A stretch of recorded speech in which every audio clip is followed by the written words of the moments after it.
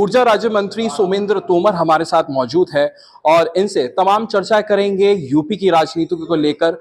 सबसे पहले सवाल होगा अयोध्या में जो नाबालिग बच्ची के साथ दुष्कर्म हुआ है उसमें समाजवादी पार्टी के नेता का नाम आया।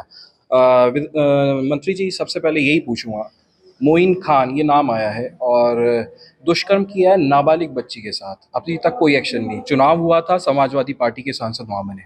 देखिए, मेरा आग्रह है कि माननीय मुख्यमंत्री पूज्य योगी आदित्यनाथ जी की प्राथमिकता पर उत्तर प्रदेश की कानून व्यवस्था है। और कानून व्यवस्था को लेकर आप देख भी रहे हैं कि 2017 के बाद जो बदलाव हुआ है, नहीं तो 2017 से पहले का उत्तर प्रदेश भी हमने भलीभांति देखा है। लेकिन माननीय मुख्यमंत्री जी ने उस दिन सदन में भी स्पष्ट कहा कि हम लोग कानून व्यवस्था से किसी भी तरह का किसी के साथ समझौता नहीं करेंगे। और आपने देखा होगा कि गोमती नगर में जो घटना हुई उस पर भी सख्त से सख्त कार्रवाई की गई। और जो आप अयोध्या वाली जो घटना के बारे में बता रहे हैं, पूरी सरकार पूरे प्रशासन की जानकारी में है। और मुझे लगता है कि पुलिस चौकी को पूरी को सस्पेंड किया गया है वहां पर, और अभी भी जो थाना अध्यक्ष और उन पर भी कार्रवाई की गई है।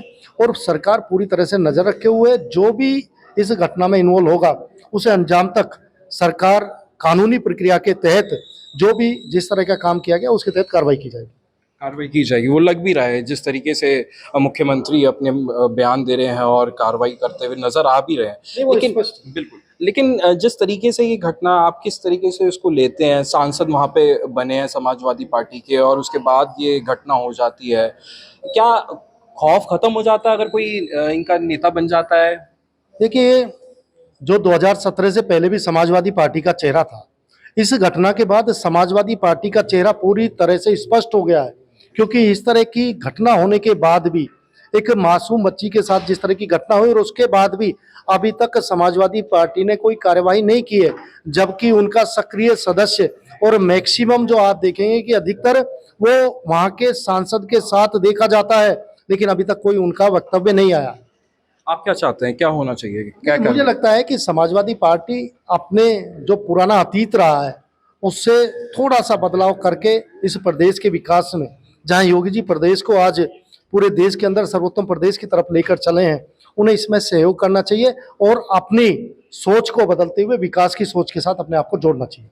अच्छा, नेता प्रतिपक्ष उन्होंने ब्राह्मण बनाया है। पीडीए का नारा लोकसभा चुनाव से पहले दिया था, पिछड़ा, दलित, अल्पसंख्यक, अब ब्राह्मण। तो क्या इससे कोई आपको लगता है कि यूपी की राजनीति में, खासतौर पर पश्चिमी उत्तर प्रदेश में, कोई फर्क पड़ेगा?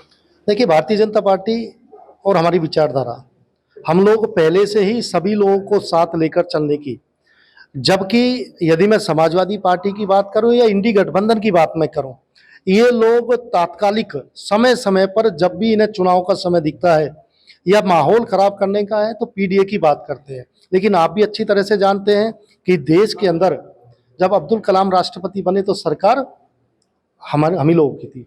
रामनाथ कोविंद को राष्ट्रपति बनाया तो वो भी भारतीय जनता पार्टी और एनडीए की गवर्नमेंट में बना।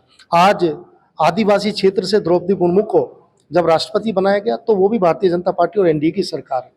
उनका जो पीडीए है, यदि मैं समाजवादी पार्टी के पीडीए की बात करूं तो उनका पीडीए सिर्फ अपने परिवार तक सीमित है। एक ओबीसी की बात आएगी तो ओबीसी में एक जाति विशेष तक ही वो सीमित है, और उस जाति में भी यदि देखेंगे तो अपने परिवार तक वो सीमित है।